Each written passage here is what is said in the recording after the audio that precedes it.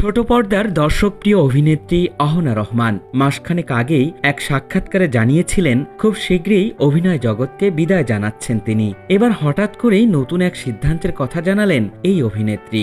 বললেন নাটকের বাইরে তিনি আর মাথায় কাপড় ফেলতে চান না।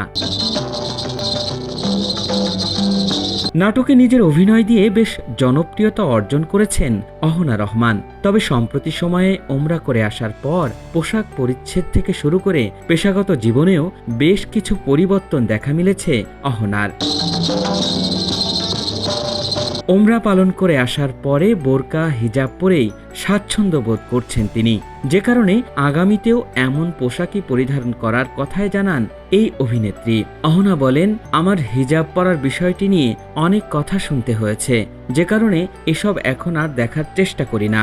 নাটকের বাইরে আমি মাথার কাপড় ফেলতে চাই না, এটা আমার ব্যক্তিগত বিষয়, যে কারণে ইন্টারভিউ দিতে গেলেও চেষ্টা করি মাথায় কাপড় রাখার।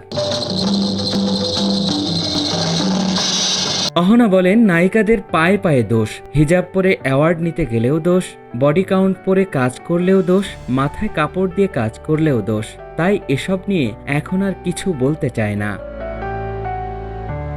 ওমরা করে আসার পরেই অহনার এমন পরিবর্তন দেখা গেছে।